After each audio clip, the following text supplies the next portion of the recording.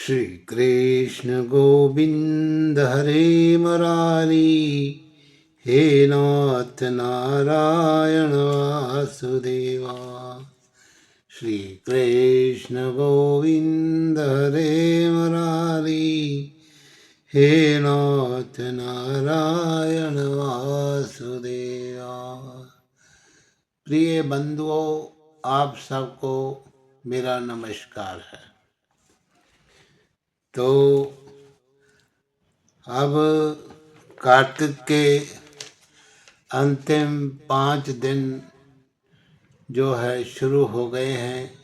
कार्तिक मास का अंत होने वाला है, तो इसलिए जितना ज़्यादा हो सके प्रभु की भक्ति, पूजा पाठ, दान और पुण्य का कार्य आपको करना चाहिए। और आज हरि प्रबोधनी एकादशी का भी दिन है। जो लोग सन्यासी हैं उनके लिए हरि प्रबोधनी एकादशी 2 नवंबर को शुरू होगी, और जो लोग गृहस्थी हैं उनकी एकादशी शनिवार 1 नवंबर को मनाई जाएगी। तो इसलिए आज हरि प्रबोधनी एकादशी के दिन भगवान जो हैं जागते हैं, तो रात्रि को भगवान को उठाने के लिए जो विधि विधान पूजा पाठ है वे कर्म कर रहे हैं। उठो देवा जागो देवा, आंगुलिया चटकाओ देवा। उठो देवा जागो देवा, आंगुलिया चटकाओ देवा। ऐसा कह कर के ढोल की छैने मदरंग बजा करके भगवान को उठाना चाहिए और भगवान की फिर पूजा अर्चना करनी चाहिए। तो अब मैं आपको कार्तिक महात्म्य के 31वें अध्याय की जो है कथा सुनाता हूँ। सो आप इस कथा को ध्यान से सुने और इस कथा को आप पूर्ण रूप से सुना करें, ताकि भगवान की विशेष रूप से आपके ऊपर कृपा हो सके और आपके परिवार में समृद्धि खुशी की वृद्धि हो सके। तो भगवान श्री कृष्ण जी बोले, प्राचीन काल में उज्जैन में एक महापापी दुरात्मा धनेश्वर नामक ब्राह्मण रहता था। वे रस, चमड़ा और कंबल आदि का व्यापार करता था और वे वैश्यगामी, शराब पीने वाला आदि बुरे कर्म करता था। क्योंकि वे रात दिन पाप में लगा रहता था, इसीलिए वे व्यापार में नगर नगर घूमता था। एक दिन वे माहिष्मती पुरी में गया, जो राजा महिष ने बसाई थी, इसीलिए वे राजा के नाम से मशहूर थी।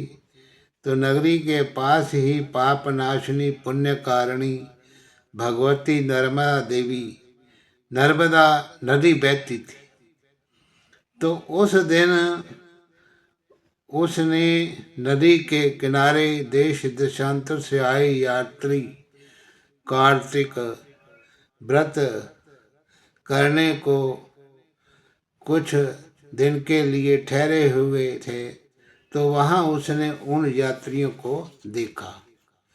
तो उन कार्तिक व्रत करने वाले प्राणियों को देख कर के वे दुष्ट धनेश्वर भी वहाँ इधर उधर घूमता हुआ 1 मास के लिए वे वहाँ ठहर गया। अपने माल को बेचता हुआ वे नर्मदा नदी के तट पर घूमता हुआ ब्राह्मणों को देव पूजा रत देखता था। वे देखता है कि कोई तो ग्रंथ पढ़ रहा है, कोई पूजा कर रहा है, तो कोई सुन रहा है तो कोई भगवत कीर्तन कर रहा है, कोई भजन सुन रहा है, कोई ध्यान में लीन है और कोई तुलसी की माला धारण किए है।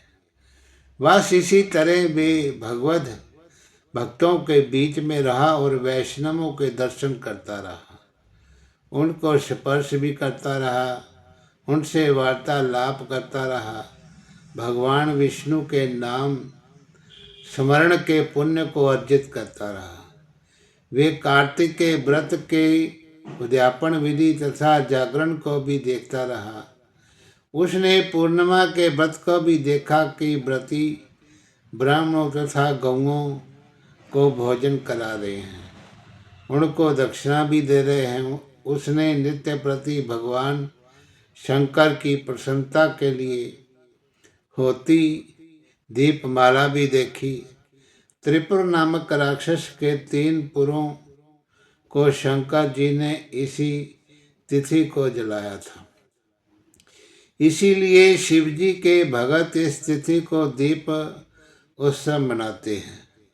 जो मनुष्य मुझ में और शंकर जी में अंतर मानता है, उसकी सारी क्रियाएं निष्फल हो जाती हैं।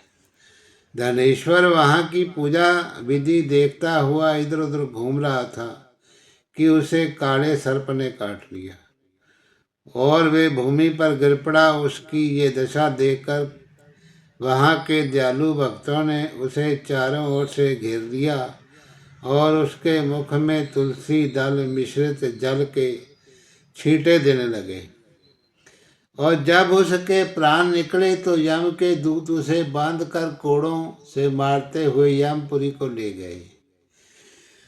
तो उसे देखकर चित्रगुप्त ने यम से कहा, इसने बाल्यकाल से लेकर के आज तक बुरे काम ही किए हैं, इसके जीवन में पुण्य तो लेश मात्र भी दिखाई नहीं देता। यदि मैं पूरा 1 साल आपको सुनाता रहूं तो इसके पापों की सूची समाप्त नहीं होगी। ये महापापी है, अतः इसको 1 कल्प तक घोर नरक में डालना चाहिए। चित्रगुप्त की बात सुनकर यमराज ने बड़े क्रोध में आकर उसे अपना कालनेमी के समान भयानक रूप दिखाते हुए अपने अनुचरों को आज्ञा देकर कहा, हे प्रेत सेनापतियों, इस दुष्ट को मुगदरों से मारते हुए कुंभी पाक नरक में डाल दो। तो सेनापति ने मुगदरों से उसके सिर फोड़ते हुए कुंभी पाक नरक में ले जाकर खोलते हुए तेल में के कड़ाई में डाल दिया। प्रेत सेनापतियों ने ज्यों ही तेल की कड़ाव में फेंका तो लप लपाती हुई आग अपने आप ठंडी हो गई, जैसे कि प्रहलाद को अग्नि में डालने से वे ठंडी हो गई थी। ये विचित्र घटना देखकर प्रेत सेनापतियों ने यमराज के पास जाकर के सारा हाल कहा। तो यमराज भी आश्चर्यचकित हो गए और धनेश्वर को अपने पास बुलाकर स्थिति पर विचार करने लगे। उसी समय नारायण नारायण का कीर्तन करते हुए देव ऋषि जी भी वहां आ पूछे और यमराज से कहने लगे, हे यमराज, ये ब्राह्मण नरक में डालने के योग नहीं है, क्योंकि इसने अंत समय में कुछ शुभ कर्म किए हैं जो कि नरक यातना को नष्ट करने वाले हैं। जो लोग भगवत भगत का दर्शन करते हैं, उनसे वार्तालाप करते और उनका स्पर्श करते हैं, चाहे उन्होंने कोई पुण्य कर्म ना किया हो, सहज में ही वे स्वर्ग के अधिकारी हो जाते हैं। अतः धनेश्वर भी पुण्यात्माओं के संग वे स्पर्श से स्वर्ग का अधिकारी हो गया है। अतः ये पुण्यात्मा है, इसे यक्ष योनि दो और केवल इसे पाप भोग करने वाले नरक दिखा दो।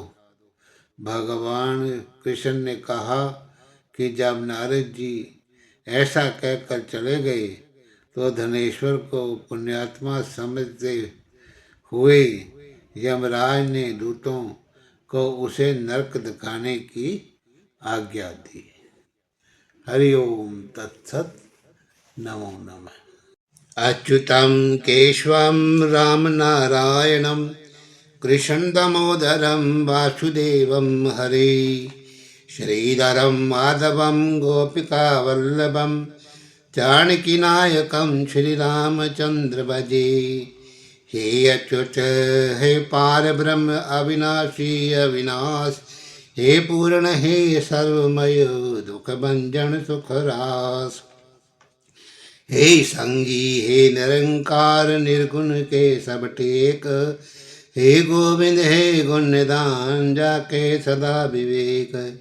हे अपरंपर हर हरे है भी होवनहार, हे संतन के सदा संग निर्धारा के आधार।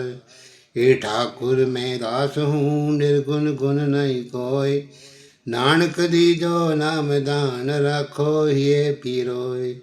बार बार वर मांगू हूँ हर्ष देव श्री रंग, पद सरोज अनुपमनी हरि भक्ति सदा सत्संग। सुत धारा अरु लक्ष्मी पापी के भी होय, संत समागम हरि कथा तुलसी दुर्लभ होय। कथा समापत होत है नारद कथत प्रवीण, कृष्ण कथा करे मल हरे गावो कर तलवीन। बोलो श्री विष्णु भगवान की जय।